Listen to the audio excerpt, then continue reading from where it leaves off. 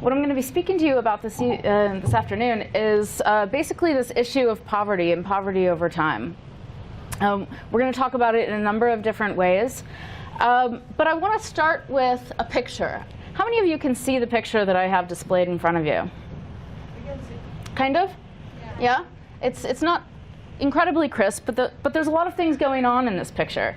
This picture is a 5th century German manuscript. It's a very old manuscript, which was called the Medieval House Book.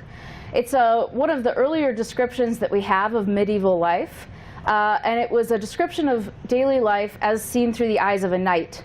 So someone who was a fairly prominent rank in medieval Germany. And so the details of this picture, there's a lot going on in this picture, but the details here show peasants in a very uncomfortable situation with animals that are smelling and near him in very filthy ways. In a nearby cave, you have a man and a woman that are sitting in stocks. Above the man, there's someone else who's being led to the gallows. You can see them up above. And here you have a corpse that's already hanging, okay? And next to it is a man who's been broken on the wheel. His shattered body is being pecked by a crow. And what's interesting about what's going on here is that this is all going on in the landscape, okay? This is not the focal point of the drawing, but in fact it's part of the trees and the hills and the background of what everyday life was like. Okay? So we have another drawing that comes from the same manuscript. In this one, we have knights that are attacking a village. In the lower left, we have a peasant that's been stabbed by a soldier. Above him, we have another peasant that's restrained by his shirt and his tail, okay, while a woman with her hands in the air is crying out. In the lower right, we have a peasant that's being stabbed. There's the woman crying out. There's the peasant who's being stabbed in the chapel while his possessions are being plundered. And nearby, another peasant is fettered and cudgeled by another knight. So above them, we have all of this going on while horsemen are setting fire to the farmhouse. There we are. And one of them is actually driving off the farmer's cattle and striking his wife. Now, this is all to depict really what nasty kind of circumstances prevailed in medieval times. So there's a woman by the name of Barbara Tuchman that has kind of a quote that captures some of what was going on here. So wars were fought by knights with furious gusto and a single strategy, which consisted in trying to ruin the enemy by killing and maiming as many of his peasants and destroying as many crops, vineyards, tools, barns, and other possessions as possible, thereby reducing his sources of revenue. As a result, the chief victim, okay, of the belligerents was their respective peasantry. Okay? So all of this is to say that life for the average common person, okay, this is in the perspective of a knight, but just your average person, okay, was very much at the whims of political brutality, okay, of very poor living conditions, of no kind of respect for the rule of law, and life was pretty miserable. So if we look at kind of human history on a graph, this is world GDP over the last 2 millennia, and what we find is income was basically flat, okay? Up until past the Middle Ages, we don't really see any kind of uptick in incomes. So the world is poor. By 1500, even in the Renaissance period, from the 14th to the 17th century, it's considered usually to be the bridge between the Middle Ages and modern history. The Renaissance started as a cultural movement in Italy in the late medieval period and later spread through the rest of Europe. But although invention of movable type and the dissemination of ideas were kind of coming out of the Renaissance, the changes of the Renaissance were not at all experienced really very much outside of Italy. And in fact, income in 1700 looked much the same as it did in income, global income, in 1500. So that's all to set the stage for kind of the modern contemporary world. And what has happened since this time? So if we extend our graph of world GDP over the last 2 millennia, we see something that's pretty phenomenal. We see an exponential rate of growth in world GDP, okay, since just before 1800. If we start looking at some of the details there. Okay? Now, what we're going to do is we're going to spend a little time talking about what that actually means, because it's absolutely extraordinary from world history. It's never happened in the past, and it's led to some unbelievable circumstances, the circumstances that you and I enjoy in our daily lives. Okay? But Deirdre McCloskey likes to call this the hockey stick. Okay? For all of human history, we've had income that is flat, and then we see exponential growth. And that exponential growth is hard, in some sense, for us to wrap our minds around.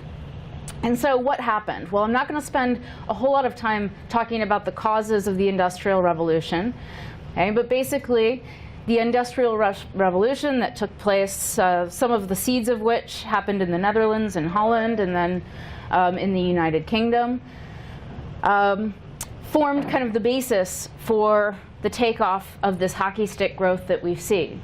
Now, previous historians had a lot of explanations for why this is. We can talk a little bit about some of the differences of these explanations in the Q&A. But mainly explanations like Jared Diamond focus on capital accumulation, capital growth. Okay? How is it that capital augmented the productivity of labor, and how did that lead to exponential growth? Okay. But more recently, there have been other economic historians that have offered different explanations. Okay? These are two books that I highly recommend to anyone who's interested in this particular time period and this kind of general trend. The first is The Enlightened Economy by Joel Mokyr. And this book focuses on the importance of ideological and institutional factors in the rapid development of the British economy during the years between the Glorious Revolution and basically the early seeds of the Industrial Revolution, the Crystal Palace exhibition.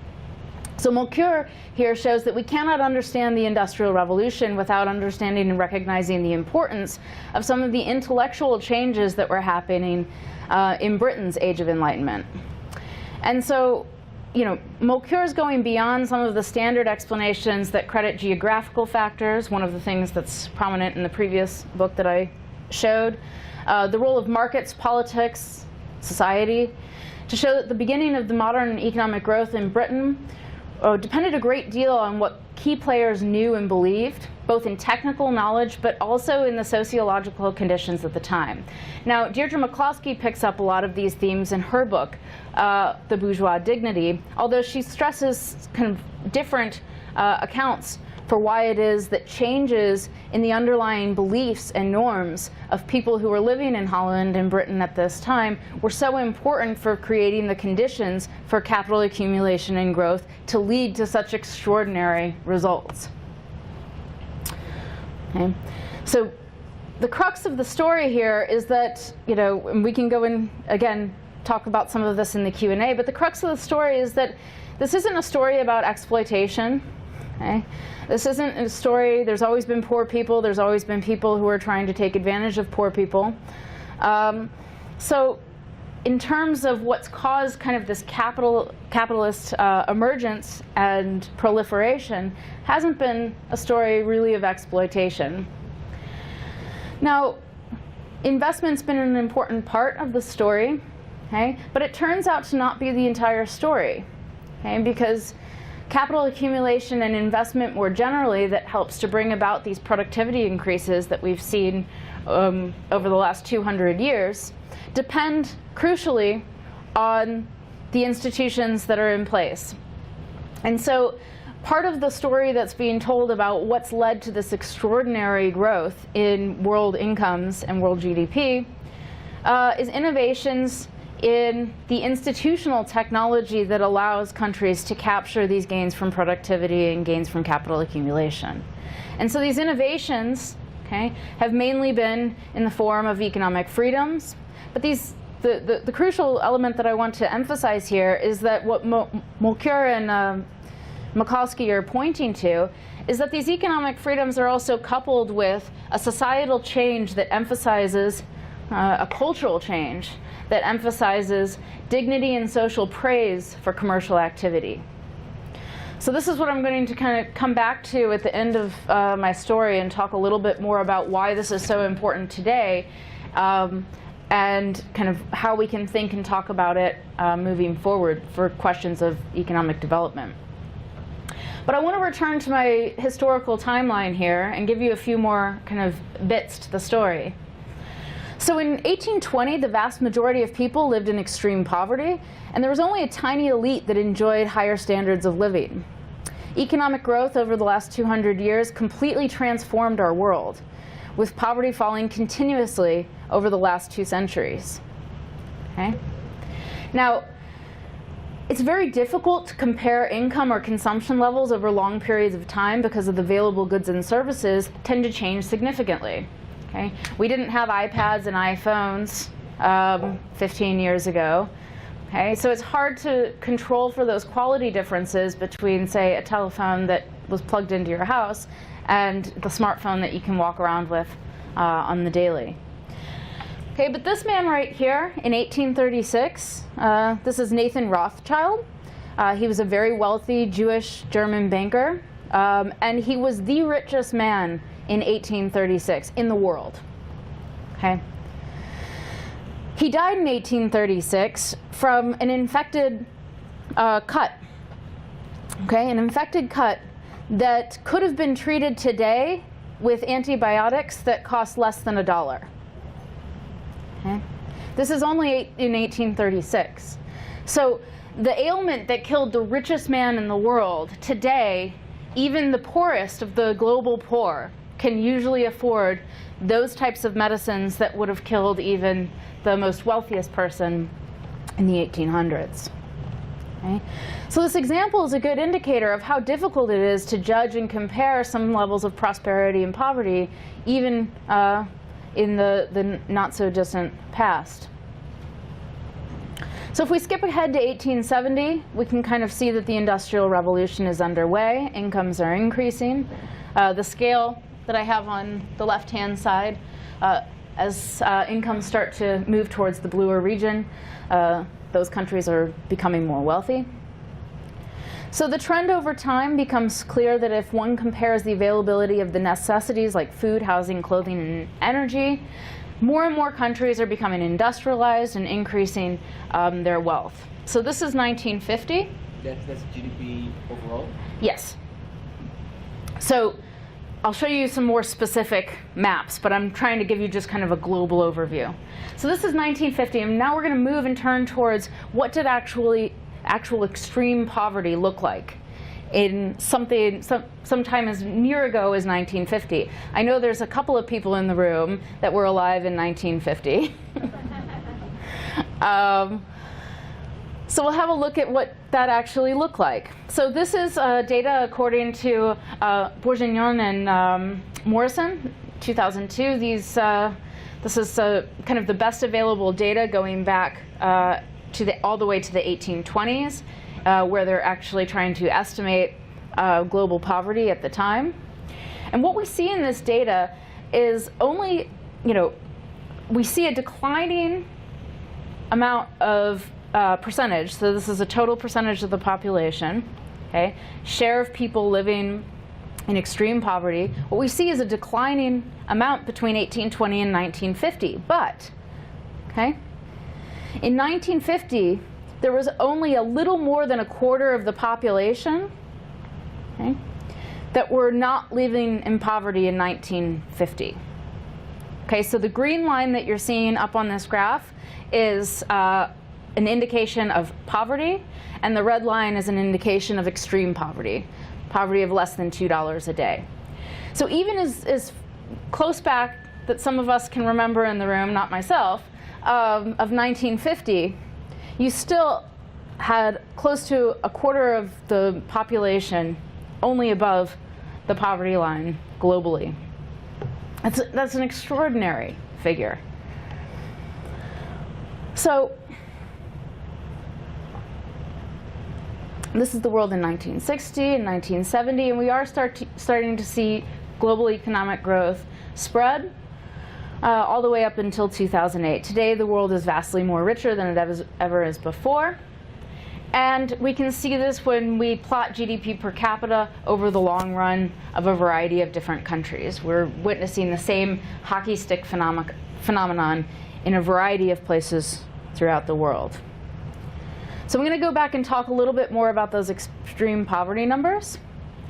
Now, to be kind of specific about what it is that we're looking at, when we're looking at the extreme poverty line, we're examining a person that is considered to be in extreme poverty if they live on less than roughly $2 international dollars per day.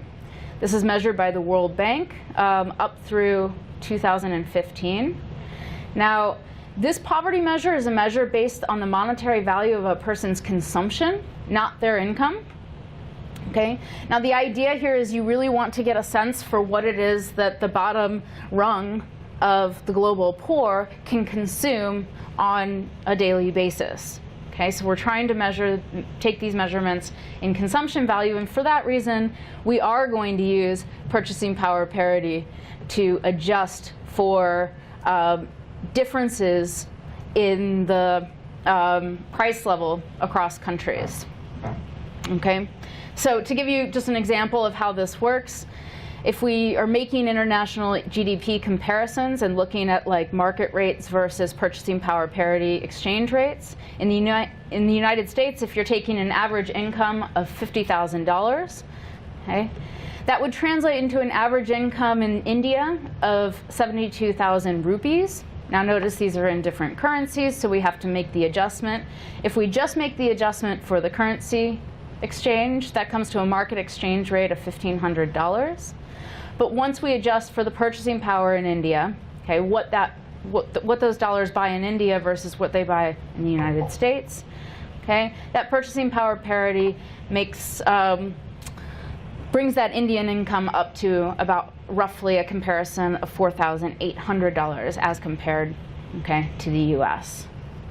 Okay, so it changes the way in which we compare these incomes based on what it is that we think the average person in those particular countries can purchase, buy, and consume with their dollars.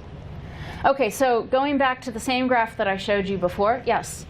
I'm sorry, this light is a little bit blinding, so I have a hard time seeing your faces. So go. Actually, I do. I can actually see and smile at you. Good idea.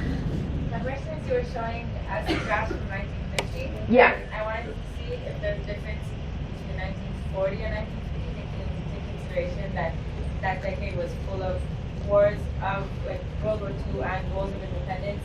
Right. I would assume that most of the world lived in poverty after that, those kinds of wars. Yeah, so you can look at the rate of change, and we're leaping over large periods of time in this graph. So it may have been that rate of change in terms of the decline of poverty didn't happen very quickly over that period, precisely for some of the reasons that you mentioned. But notice that the time on this graph extends back to 1820. So we're taking a very long run view in this particular graph. But those are absolutely good reasons why you, during those periods, you wouldn't see the same rate of decline as you would, say, in other periods. Absolutely. But what I'm going to emphasize right now in terms of starting from our 1950 point on our graph, that's where both our poverty measure and our extreme poverty measure stop. Okay, I'm going to look at what happens since. Okay, so Here again, now we're showing the poverty measure in green, the extreme poverty measure in red. And we have some new and updated data. Okay, the data that was being shown in the red and green lines, this is done by the previous study, as I mentioned. This is reconstructed data going backward. The blue data that we have here is updated World Bank data that's based on the PPP adjusted poverty measure of $1.90 a day for extreme poverty. Okay, so the blue line is showing extreme poverty. So the blue line is starting in 1981. Okay, in 1981 I was born. Okay, great year. Okay.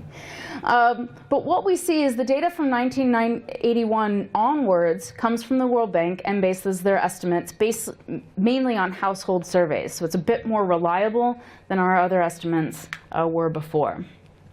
So according to these household surveys, 44% of the world population lived in absolute poverty when I was born. Okay. Since then, the share of poor people in this world has declined incredibly fast. So fast, in fact, that it's been the fastest ever in world history. So in 35 years in my lifetime alone, the share of people living in extreme poverty was divided by 4. So reaching levels of roughly about 10% in 2015. That's going from 44% to 10% in my lifetime. That's absolutely amazing. Now, what this doesn't show is the increase in population that we witnessed during this long period. Okay? So here I have a graph, okay, that shows world population living in extreme poverty, again going back to roughly around 1820, okay, and extending up to 2015. So what we've seen is that the chance of being born into poverty has declined dramatically over the last 200 years. But what about the absolute number of people who are actually living in poverty? What this chart shows is that it combines the information on the share of extreme poverty, shown in the last chart, with the number of people that are living in the world. So for the years prior to 1970, we use estimates of people living in poverty, again, from the same data set as I was mentioning before. Can you please mark on which year it is? Because it's very hard to see. It's very hard to see? Yeah. Yes, so that's 1820, 1850, I'm sorry. And if you can't see anything, pipe up. Okay? 1820, 1850, 1900, 1950, 2000, and 2015. Okay?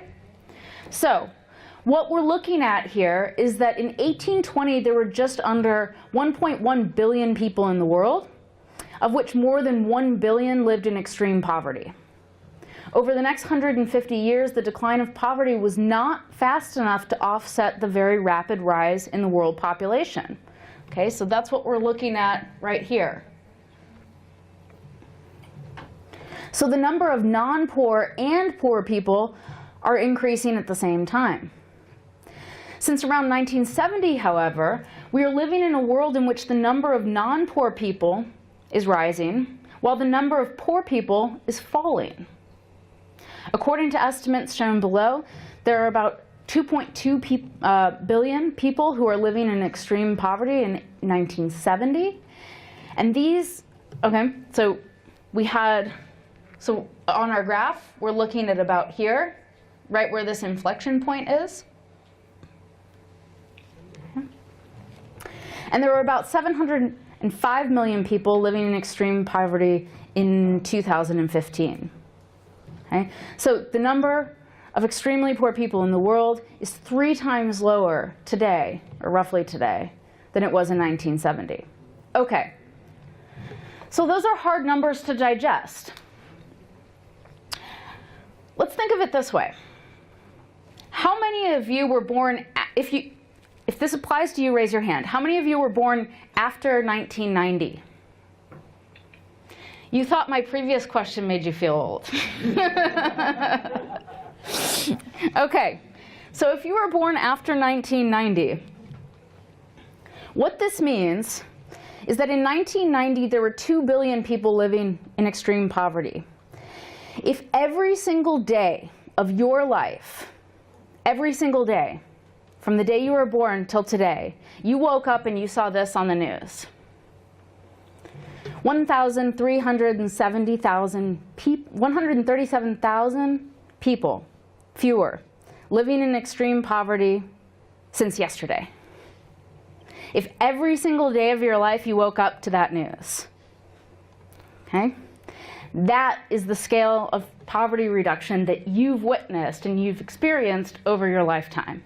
It's extraordinary. Okay? Now, a lot of this has to do with changes in the developing world, particularly China and India. Okay? I'm not going to spend too much time on this chart, but what we see here is the share of global population living in poverty, both including and excluding China. So the world not including China is red, okay? And world poverty head count, again, this is the extreme poverty at less than 190 purchasing power parity dollars a day, including China, is showing the blue line, okay? So we saw extreme reductions that were coming as China and India are starting to witness the benefits of large-scale economic growth. Now, I use the news example because while this has been going on for your lifetime, very few people actually know. Very few people actually appreciate what is perhaps one of the biggest miracles we've ever witnessed, and may, and certainly find it very hard to appreciate. So the chart I'm showing here is shows the perceptions of survey respondents in the UK. We can talk about the UK because no one's from the UK here today, so we can pick on them, okay? And so they were asked, these were all people who have a university degree. They were asked, in the last 30 years, the proportion of the world population living in extreme poverty has either increased, remained the same, or decreased. Okay? The majority of the people in the UK think that poverty's increased. Okay? And if they don't think it's increased, they at least think it's stayed roughly the same. They have very little appreciation for this miracle that we've witnessed over your lifetime. So this chart below presents evidence from a survey in the UK. Okay? And if you ask this survey in other European countries, the results are even worse. Okay? Germans only think, only 8% of Germans think that poverty has decreased over the last 30 years. Okay? But if you're to ask this survey in India, the same question in India or in China, okay, the corresponding figures are very different. In India, 27% of the population think that poverty has been decreasing. Okay? And in China, 50%. Okay? So, why do I mention these surveys? Well, one of the most important conclusions from the evidence that I've showed you so far is that if we're looking at extreme poverty as measured by consumption, it's been going down around the world, and it's been going down rapidly. Consumption's been going up, poverty's been going down rapidly. So why should we care? Okay, why should we care? Maybe it's the case that poor people, they might have less consumption, but they enjoy their lives just as much or even more than people with high consumption levels. When we're measuring, material consumption, are we just looking at like materialistic things? Does this really impact people's lives? So one way to find out, there's many different ways that you can try to find out, get at these questions. Michael's talked about the importance of measuring and knowing what you're measuring. And certainly that's important for a number of ways. But one other way that you can find out is you can simply go ask people. You can go and talk to them. Now, this is a chart that I'm going to show you that was organized, it was a Gallup survey. It was a world poll that asked people around the world what they thought about their own standard of living. Okay, so the question that they were asked is, are you satisfied or dissatisfied with your standard of living and all the things that you can buy and do. Okay? So I'm going to charted on this side is the percentage of the respondents. Okay? And on the horizontal axis, we have the GDP per capita. Okay? And then countries are plotted along this line. Now, I'm sure you can't read the country names from here? No? Okay. I can barely read them on my slide as well. But what we see are countries, so you don't have to be able to read the country to be able to see. You can optically fit a line to those data points. Yes? So what we see are countries that have very, very low, yes? Yeah, the question is if they are satisfied, they're not satisfied. Okay, so on the vertical axis, it's share of the population, okay, who are responding that they're dissatisfied. Okay, so You can mark on screen on what you mean. So this is the percentage of the respondents that are responding to the question, are you satisfied or dissatisfied with your standard of living? Up here, this is 80% responding that they are dissatisfied with their current standard of living. This is 10% responding that they are dissatisfied with their current standard of living. Okay, what we see, what we can optically see in the data is that countries that have low GDP per capita are reporting less satisfaction, okay, with their standard of living than those who have very high GDP per capita. Okay?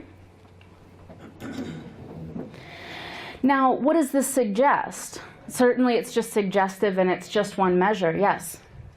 I just wanted to say that as I see it, the high GDP countries is like an insurance for you to be happier, but when your income is low, you have no insurance. Maybe it depends on the weather or the culture, because you see this variety that you don't see in the high income. You know what I mean? For example, I can imagine, I don't see the countries, but maybe Latin America countries would be poor but still happy. You have just predicted something that we're going to come back to in just a little bit. Keep that right in your mind. Okay, so we'll come back to your points. Very good. So, but at face value, what does this suggest? It suggests that economic prosperity, okay, this is just another measure to look at this, that economic prosperity is not a vain, unimportant goal, okay, but rather it's a means to a better life. Okay. The correlation between rising incomes and higher self-reported life satisfaction is shown on a number of various factors. I'm going to just talk about a few, but I'll point you to where you can find a lot more of this data and dig into some of these particular issues.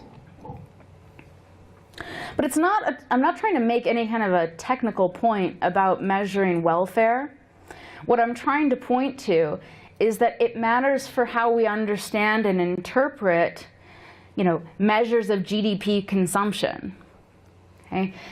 What we're showing here is that people who have higher per capita GDP self-report when asked that they are able to achieve more satisfaction in their everyday lives and their life goals than those that have lower GDP per capita. That's just what we're trying to show with this graph. Okay? But it shows that the smooth relationship between income and subjective well-being highlights some of the difficulties that arise from trying to look at poverty at a fixed threshold. Okay? So in everyday life, subjective well-being, the way in which we perceive and understand our world around us, does not suddenly improve as soon as we cross a threshold. Okay? But in fact, there's going to be kind of a gradation in the way in which our lives can improve as we're able to secure and command and control more resources to achieve those ends that we value.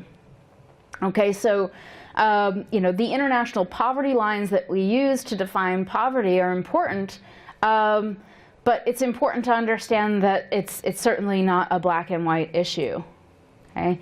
You can be living above the poverty line and still struggling, right, to make ends meet. The second fact that we have to kind of pull from this very, very suggestive picture is that people with very low incomes tend to be dissatisfied with their living standards does show that it would be incorrect to take a very romantic view of what poverty is like. Okay? We want to be very careful not to romanticize poverty when we see it in other places. And to take kind of the data on its own terms, there's no empirical evidence to suggest that living with very low consumption levels is at all romantic. Okay? It's true.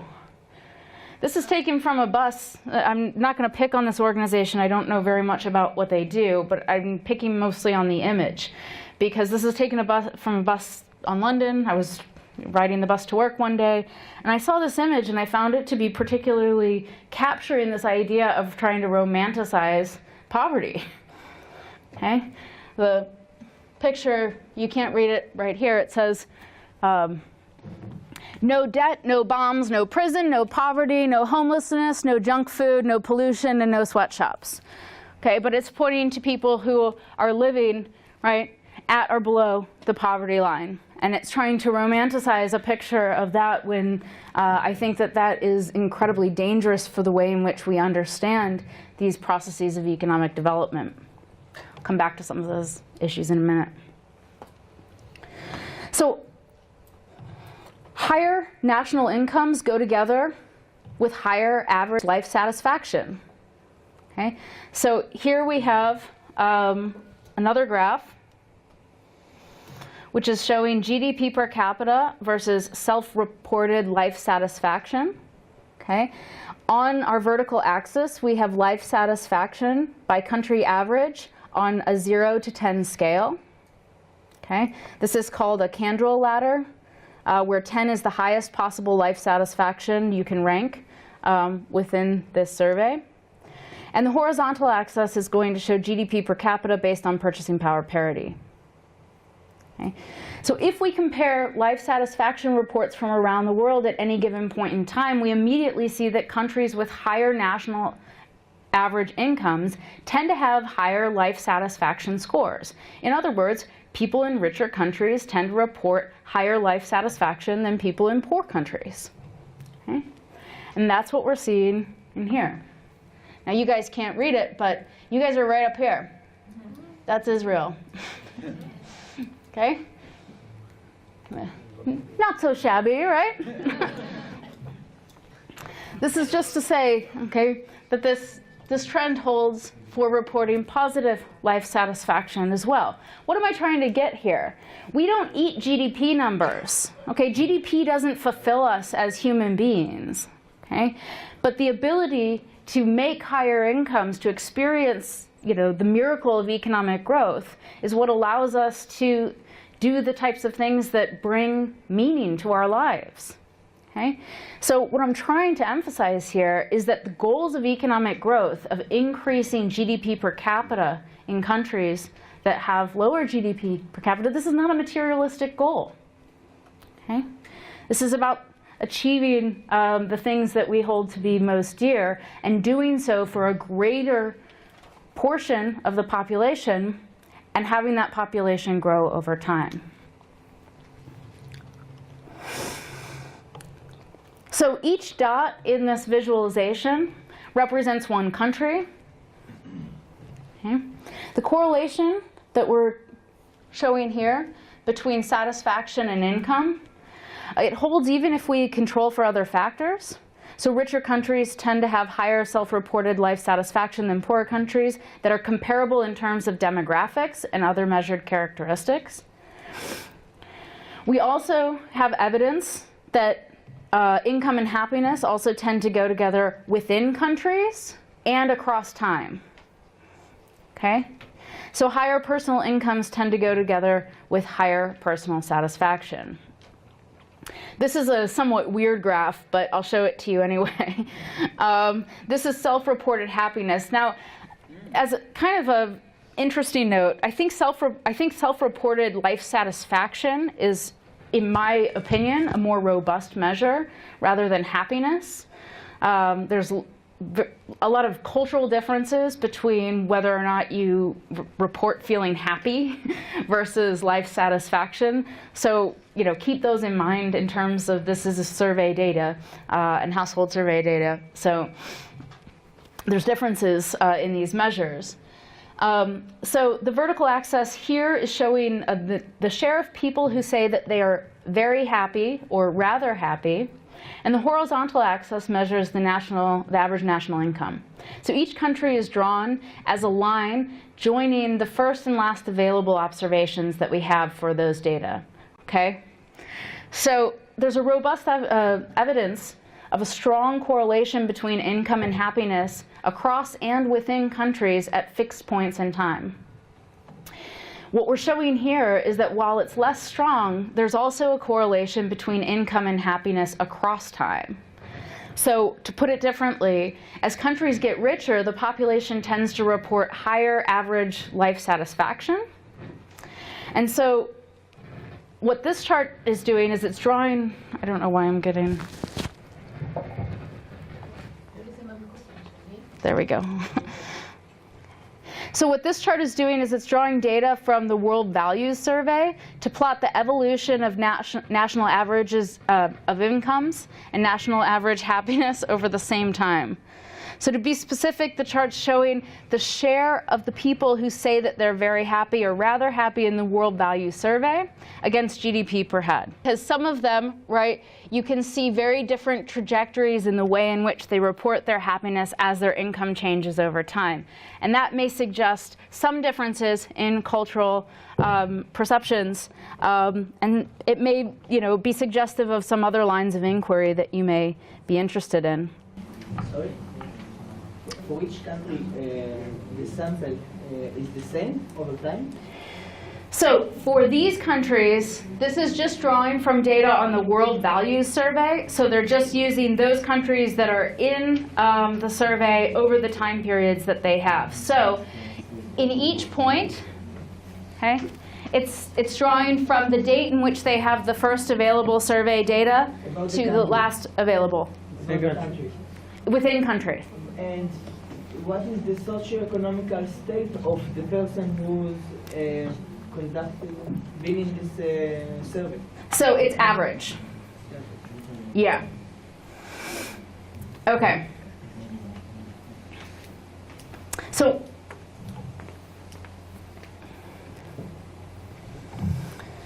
yeah, so it's important to note exactly what you point out, that what we're looking at is economic growth and happiness trends going together on average. Okay? Some countries in some periods experience economic growth without seeing increases in happiness. We would, you know, that's captured. The experience in the US in recent decades also holds in this period. Okay?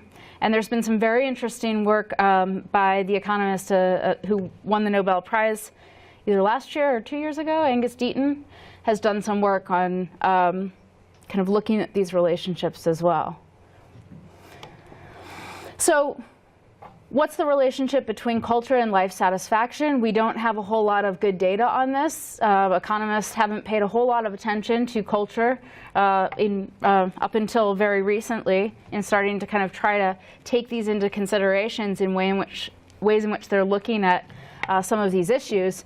But here's your Latin American chart right here. This is a weird chart too. But this is self-reported life satisfaction versus GDP per capita in 2015. This isn't the weird one. I'll put the weird one up later. Okay, but this is each color represents the continent of the country. Okay, we have GDP per capita, okay, along our horizontal axis, and then on our vertical axis, again, we have self-reported life satisfaction on a 1 to 10 scale. The top goes up to 7.5, and it starts at 3.5. Okay, so just to keep. So comparisons of happiness among countries suggest that there may be some relationship between culture and history, and a shared history by people in a given society as a matter of self-reported life satisfaction. Okay, so this chart got some action on Twitter because it basically seems to show that culturally and historically, Latin American countries have higher subjective well-being than other countries with comparable levels of economic development.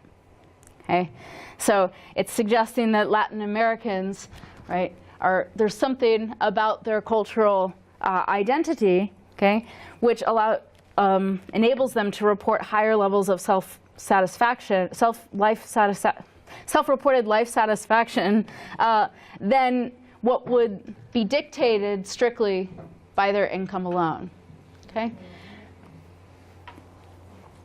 Nevertheless, okay, we still have this general relationship between higher incomes leading to higher reported life satisfaction. Okay, the one thing that is interesting about this is that although this is picking out Latin America as in the data, it's actually not a special case. There's a couple of other examples. Ex-communist countries, for example, tend to have lower subjective well-being than other comparable countries with comparable characteristics and levels of economic development. So if you control for levels of economic development, there's something about the ex-communist countries and their experience which tends to, ceteris paribus, lead them to report lower levels, self-report lower levels of life satisfaction. What about countries that have low GDP, which are neighbors with high GDP countries? I'm sorry, so countries that have low GDP that are?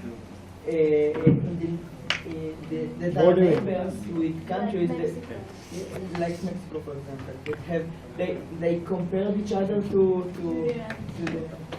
Yeah, so I don't have data that looks at like in particularly very geographically close countries, but especially in Israel's case, there's some pretty dramatic comparisons that can be made in that. And all of this data is available online, and so you can go and look at these types of, and make those types of comparisons for yourself should you be interested in doing so. There's a wealth of this out there. I'm just kind of trying to pull together some trends to raise some particular issues for you, but those are great questions. For the most part, at least from my understanding, there's no rigorous studies that are trying to, in kind of rigorous ways, explore this connection between, this causal connection between causal mechanisms that link culture and happiness. So there's a lot of problems with the happiness literature in general. So I'd caution against taking all of that with a grain of salt. However, it does seem natural to kind of expect that there would be some impact from cultural factors in shaping the way in which people understand and interpret meaning in their life. Doesn't seem to be an unreasonable proposition. Yeah? Actually, not too long ago, I saw some research in Israel, in place that studies Haredim. It was really kind of interesting that in Israel, with the Haredim, the happiness was independent of income. Really? Yeah. There's like no there's correlation among secular Israelis, but among ultra-Orthodox, there was no correlation whatsoever. That's really interesting. Yeah, I mean, I'm fascinated in research that's trying to look at some of these cultural factors. And I was thinking about it, just looking at graphs, I think, first like in Latin America, tend to be they're Catholic countries, they tend to be very religious. And in the ex-communist countries, generally communist countries, there's no religion. And so... There is of interest. Yeah, if you could send me that paper, I would like to read it. So the question, that Adam Smith raised and that should be kind of posed by some of these large-scale issues in terms of poverty and the wealth of nations, are what are the underlying mechanisms that lead to this incredible miracle that we've witnessed during your lifetime? What has caused this dramatic change in global poverty? And how can we understand that such that we can first better understand the nature and causes of the wealth in nations? I like this graph because I think it captures what is a very complex and detailed set of processes. But what I like about this graph is that it kind of lays out some of the relationship between some of the institutions that we've been talking about and some of the more proximate causes for economic growth that you often hear as cited as being means for increasing productivity. Okay? So what this relationship is showing is that the ultimate causes, or the deep causes, of this long-run economic growth of prosperity are the institutions that we've been talking about over the last couple of days. Talk a little bit more about what those are. But it's basic institutions within countries that is going to determine and set up the incentives that people in those countries face. And as I was talking about 2 days ago when I gave my talk, my perspective is that fundamentally humans have a shared human nature. They differ in capabilities, they differ in talents, they differ in culture. But at the end of the day, human beings share a common human nature, and that human nature does respond systematically to incentives as those incentives are presented to them. And so it's the institutions in a country that are going to set up the incentives that people in those countries respond to. What does that mean? Well, that rules out explanations that there's entrepreneurial people and non-entrepreneurial people, okay? Or that there's some group of people that are just inherently lazy or inherently untalented. My kind of interpretation of the way in which we understand these long-scale processes of economic growth is that it's the institutions that are doing most of the heavy lifting for what explains variation in performance across countries. It's not human capabilities on a fundamental level. Now, surely those can be important when we get down to the more proximate causes of economic growth, when we talk about investing in human capital, when we talk about education and the role that can play in fostering increases in productivity, some of the important things that Dan was speaking about last night at dinner.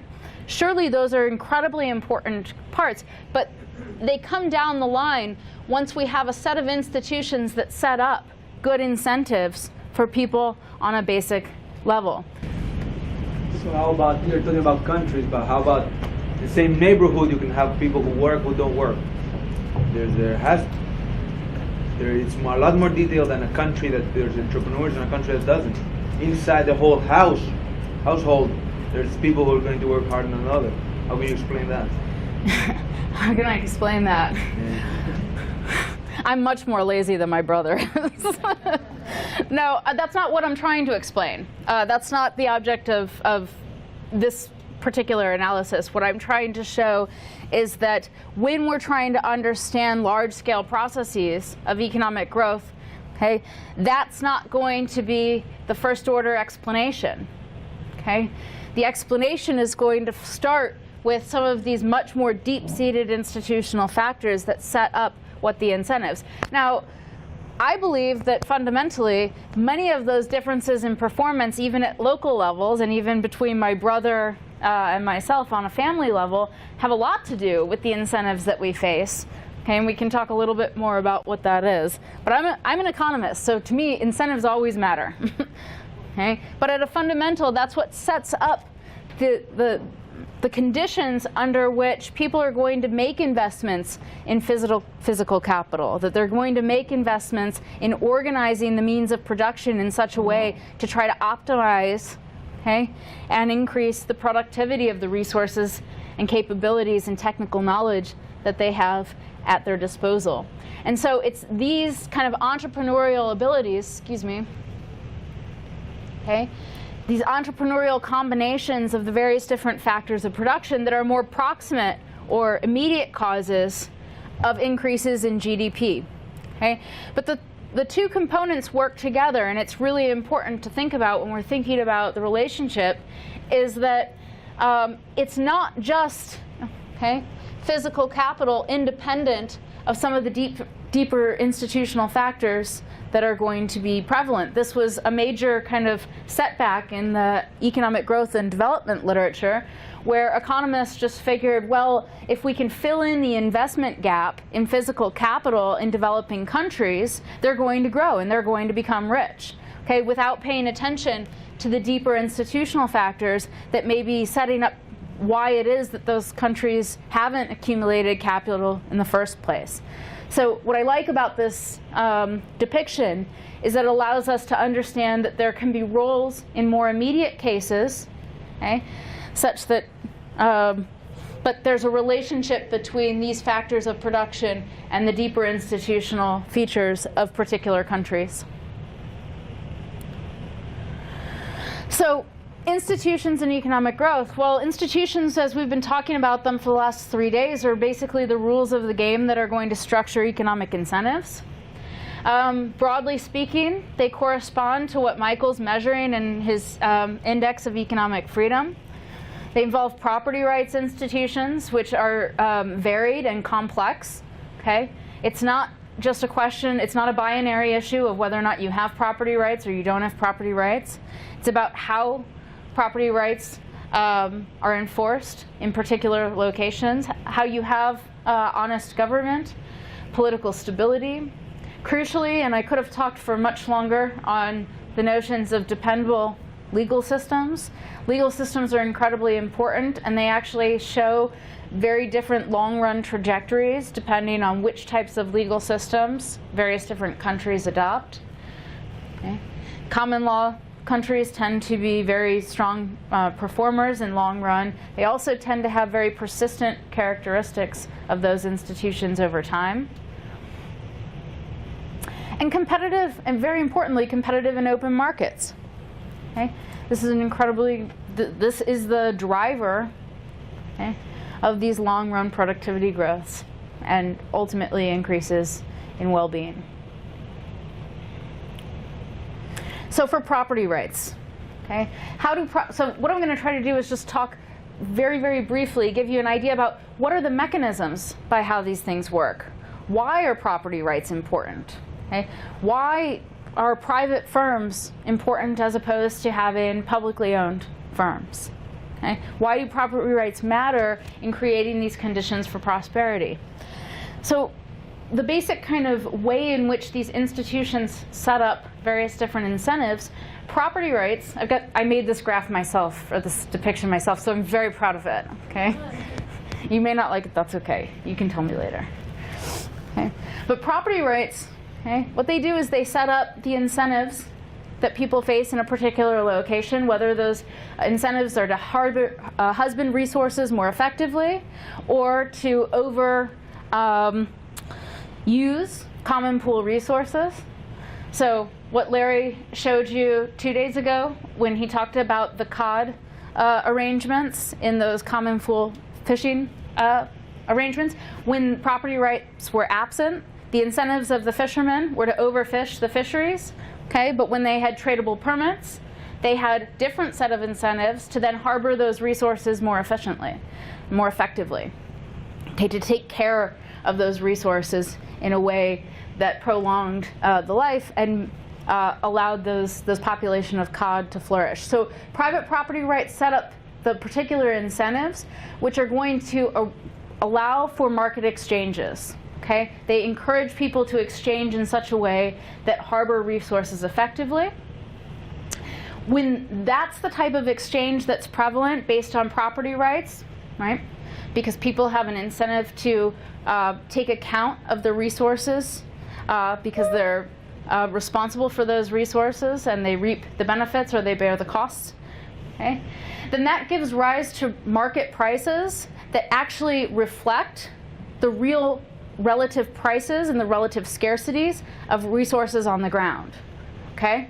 So when market exchange is actually predicated on private property rights, it means that the prices that are actually trading in those markets are being an accurate reflection of the relative scarcities of the various different goods. Now, why is that important?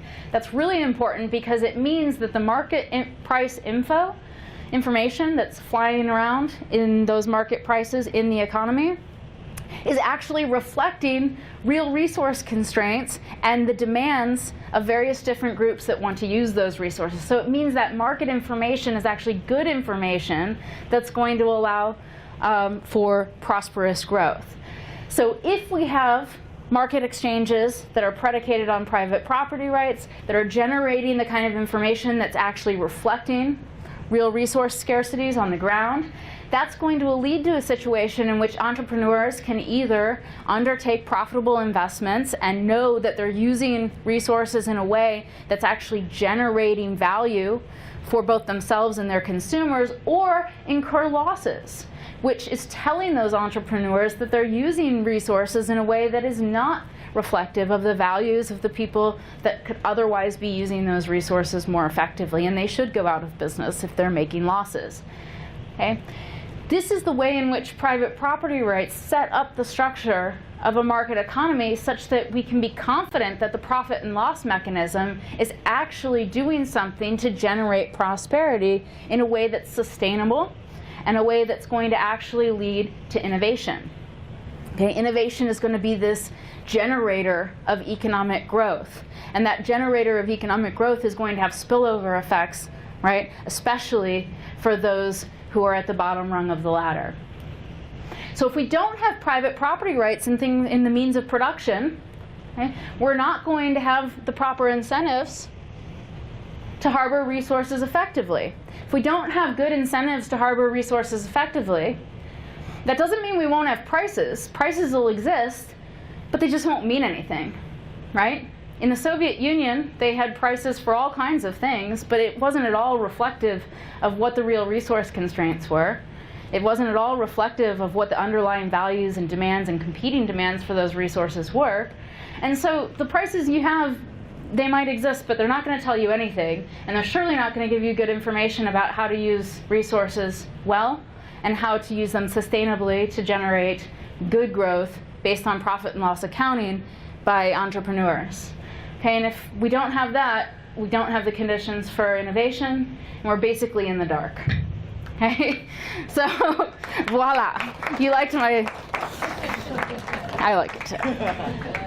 Okay, I have to thank Pete Boettke for that though. He's the one who sets up that example based on Mises and Hayek's fundamental contributions in the socialist calculation debate. And I like that example because it sets it up so nicely for why it is that we actually care about private property rights. Okay, so it's not just because we might think that they're normatively desirable.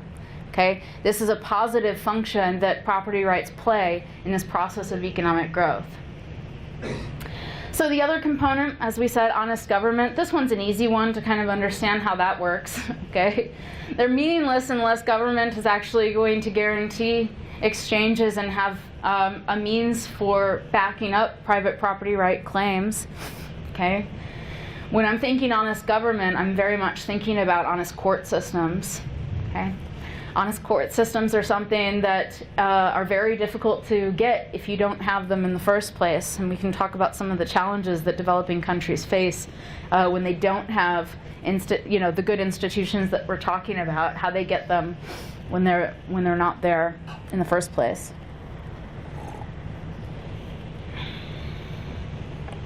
Okay. But basically, if you have a corrupt government, it's going to bleed resources away from productive entrepreneurs. That seems to be pretty obvious. Corruption takes resources away from productive government activity as well. Okay? So it works both sides. Skip that and just show this correlation. This is a correlation from 2005, so it's a little bit dated, but this shows GDP per capita over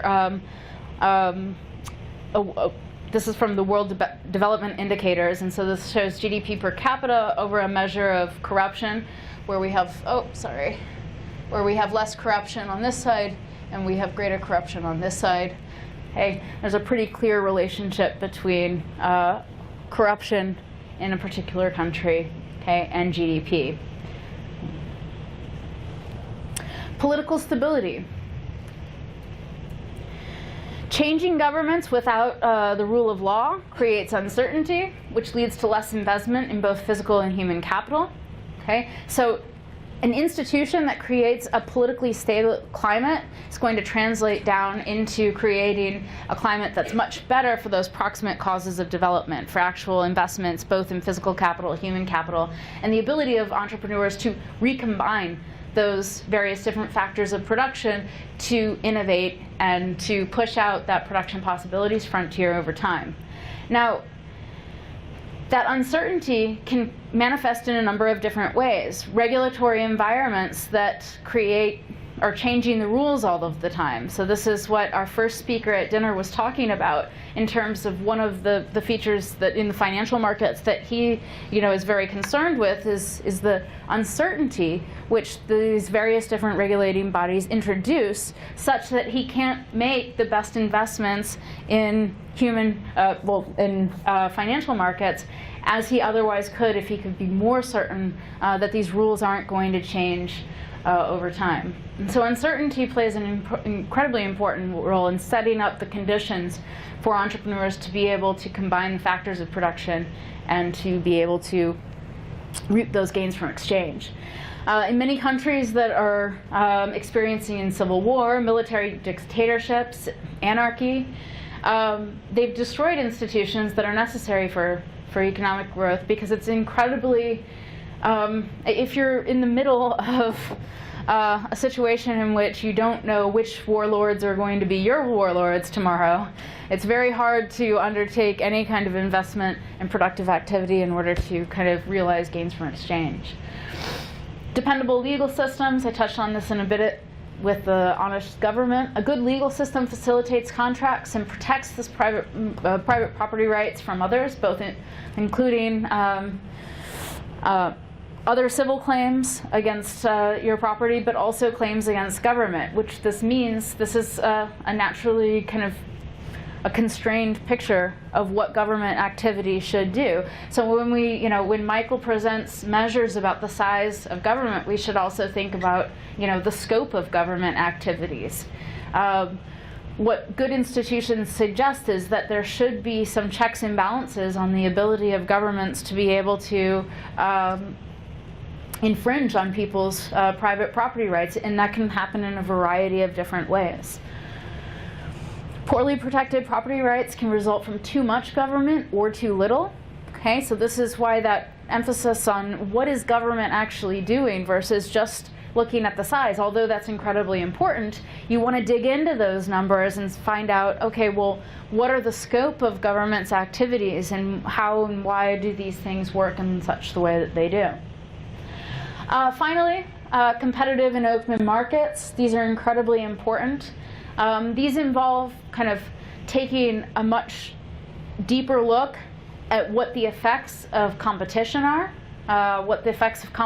particularly for the kind of poorest in society.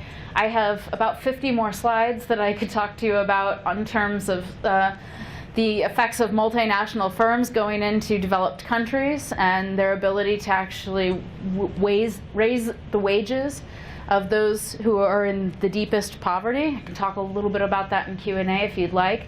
But that is predicated on having a knowledge about the way in which competition works to bid up the wages of people who are in developing countries, and not at the expense of those who are living in rich countries like we do. Okay? So it means kind of taking, at first blush, a do no harm policy to the types of activism that we engage in, okay, when we want to go out and try to actively change the world. So part of this story is that, I hope you were surprised by the fact that we've seen this miracle of a decrease in poverty over your lifetime in something that you probably haven't heard a whole lot about.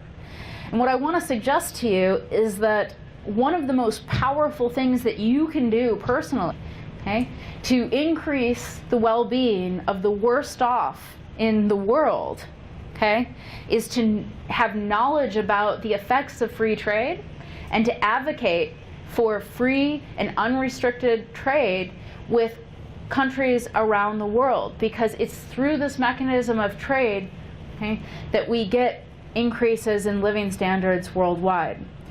I would suggest, and I can argue this at length as we go through maybe some of the Q&A, that that's a far more powerful and more important force for doing good in the world than, say, protesting, okay, the next biggest fad, right? So I'll give you, here's an example. Oh, sorry. I thought it was like 4 examples there. So this is outside of King's College London, where I used to teach, okay? And it was incredibly fashionable to protest sweatshop labor, okay? They have great t-shirts that say that they love fashion and they hate sweatshops. Who could be against sweatshops? Who could be for sweatshops? Everyone can be against sweatshops. It looks great to be against sweatshops, okay? But if you dig into the literature, okay, active protesting of multinational firms and foreign companies actually leads those firms to close down factories that are providing jobs for those who need them the most.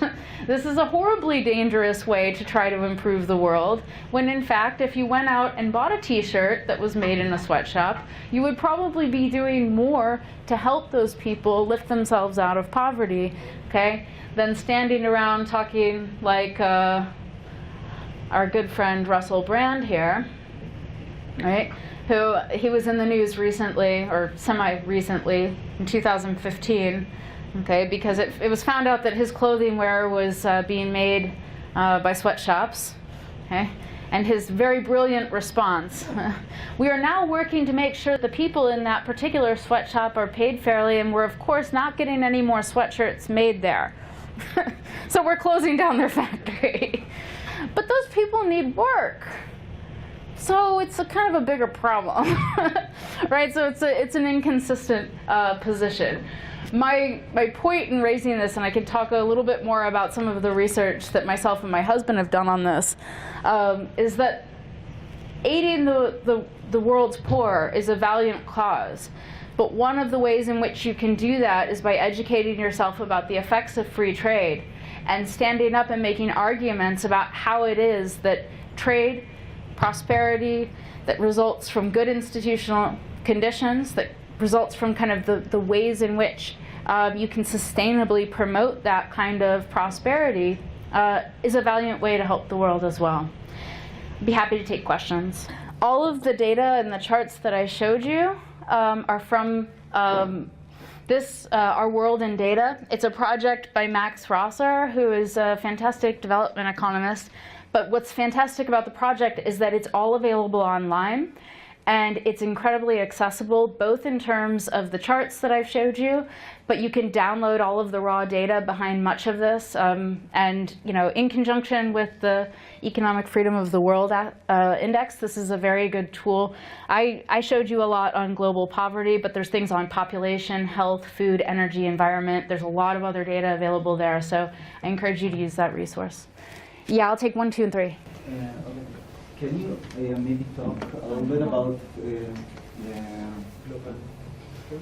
can you talk a little bit about the Chinese project of the One Belt, One Road, and things like the Marshall Plan, for example, that one country invests a lot of infrastructure and money in another country does it help to do things? Microphone is not on. So the question was, can I talk a little bit about one country making very large, significant infrastructure investments into another country, and whether or not that's a good thing or a bad thing? Without knowing the specifics of that particular project, I can't really weigh into whether or not that's going to be a useful project or not. I tend to think that without knowing very much about the details, it's hard to generalize about whether or not that's going to be a good use of those funds or not. When I'm thinking about kind of sustained economic development, I'm usually thinking about projects and infrastructure projects, entrepreneurial projects that are governed by the forces of profit and loss. In those circumstances, I often think that governments are making these investments in other governments for reasons that have a lot to do with things other than sustained economic development. Does it mean that they're not going to generate, more X in country Y? No, it probably will get a better road in this country, but I wouldn't be able to kind of say, is that going to be the path to sustained economic development? I would be highly skeptical. Even though in one particular instance it may generate a new bridge or a new road, it's not being made with the same type of calculation of how it is that we use resources well as kind of your standard entrepreneurial development, where people who are making decisions about those resources actually bear the costs and benefits of those resources, right? One government who doesn't own those resources, right, is then utilizing that for a project that they're also not going to directly reap. It's hard to tell whether or not that's going to be a good project for development. The global companies opening factories in the world? Yeah. There's a lot of evidence on multinational firms and sweatshop activism, if that's what you were particularly asking about. If you're talking about what happens when you get large-scale protests to close multinational firms in developing countries, you get kind of three very strong and significant, statistically significant and economically significant effects. First is you get large disemployment effects. Okay, so you do get, as with the minimum wage, by the way, you do get increased wages for those employees that are able to retain their jobs at the new higher rate, okay? But at the cost of disemploying large portions of the population who were working at those companies prior. And you get falling profits in those companies, reduced productivity growth, and ultimately, this particular article was able to document where and when you got the plant closures for smaller exporters of particular goods. So what does this mean? In economic speak, it means the big multinational companies are able to kind of sustain some of this demand for higher wages as a result of sweatshop activism. So they don't actually bear the cost. So when you have college students who are protesting Nike to close their plants, it's not Nike that closes their plants, it's the smaller local competitors and exporters that end up having to close, which means more local jobs that are put out of work as a result of that. Did that answer your question? Yeah. Okay, we can talk more about that. Well, my question is that you start your lecture by saying that growth is what will fix poverty. Growing countries, if they grow the economy, there will be less poor. But what can you say about countries that is already rich? The GDP rate is high, but they still have poverty and poor people in that. What is there that cure for that? What's the cure in that case? Yeah, so this is a really important question. The question basically is, economic growth may lift people out of poverty, but you can even have, very rich countries that still have poor people who are living in those countries. And what do you do about that kind of a particular problem? Like I said, it's an incredibly important problem. There's two kind of things to note about that. The first is the United States is a good example of this. It's constantly on the top of the charts in terms of the highest GDP per capita, and yet there are still portions of the population that are living in poverty. But it's really important first to put that poverty in global context. Okay? Even the people who are living in very poor conditions in the United States are in like the global top 5%, probably the global 1 or 2%. So while they are poor for United States standards, they are not poor by global standards. Okay, so that's the first thing to remember. Now that doesn't mean that that doesn't reduce the hardships that they may face on a daily basis.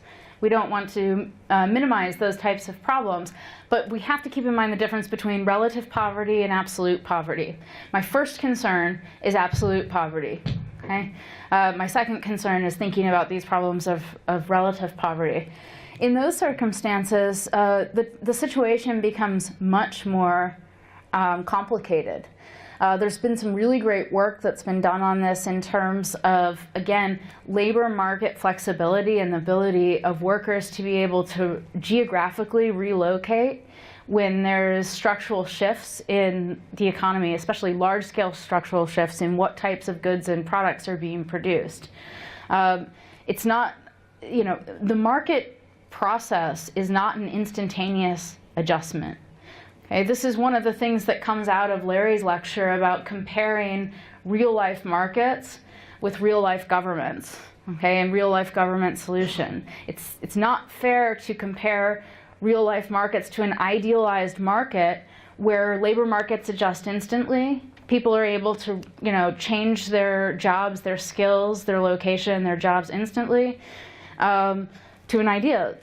That's not a good comparison from a social science point of view. What you want to say is, you know, how do we understand first and foremost how these labor markets work, and then say, okay, is there something, you know, can we think about practical solutions that can aid these markets in being more flexible? I think that's a better approach than just saying, these aren't working very well, what types of government solutions may be able to kind of come in without thinking through some of the problems that might be associated with, say, you know, increasing unemployment insurance. As Larry was pointing out in his talk earlier today, that has some, you know, negative unintended consequences that may be worse than the cause in the first place.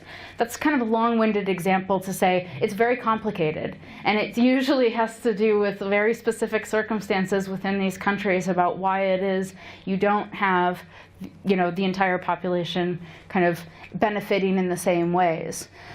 There's some really interesting work on income inequalities in particular countries, so this can kind of point to or at least be a symptom of some maybe underlying causes about why it is you don't have more equally distributed returns within countries. Generally speaking, and I'll summarize very quickly, I could show you some, within that, the data that I pointed to, they have some really good work on inequality, but basically global inequality has been falling, okay, over time within countries and also between countries. Okay. But within countries, it's still important to look at those factors. So first of all, keep in mind the difference between absolute and relative poverty. I mean, even, you know, the very poorest in the United States, they have usually, you know, they have all kinds of issues that kind of come along with being poor. But, you know, they usually have shelter over their head, enough to eat. They have, and this is documented through like caloric intake requirements. They have access to many more of kind of the basic fundamentals of education, food, healthcare than, you know, someone who's in abject poverty. And keeping those things in mind is just important, not to minimize the problems that come along with some of those other cases of relative poverty. Yes. The last one. Yeah. Sorry. I thought we were at the end. We can take more outside, and it's nicer outside anyway. So last one inside. Yeah. Okay, so about relativity, I just wonder because after China opened their market to trade, some people argued that actually she benefited from that, but it was on the the expense of Americans people. So do you believe that all of the countries can grow together, or it's relative? It will always be someone benefits Zero and the sum. other. Zero sum. Zero sum. No, trade in the long run is positive sum game. Okay? The claims that are being made in the technical literature about the losses to Americans as a result to China opening their markets are about structural shifts in how labor markets in the US respond to those changes in the types of goods that are being imported and exported from the US. But the general trend is that the gains from exchange are positive from these countries that are, but the thing is they're not equally distributed. Okay? So US consumers have gained tremendously from access to goods that are coming from China. But US producers that used to be producing things that are now being produced in China, okay, they're seeing their share of those labor markets narrow. And that's where the harm comes. Now, does that mean that we should not trade with China? No. That's actually the path to growth. What it means is that we need to think carefully about how it is we can facilitate labor market flexibility and change. When, you know, yeah, so I will stop there because I'm conscious of time, but thank you so much for your questions, and I look forward to talking with you more. Thank you.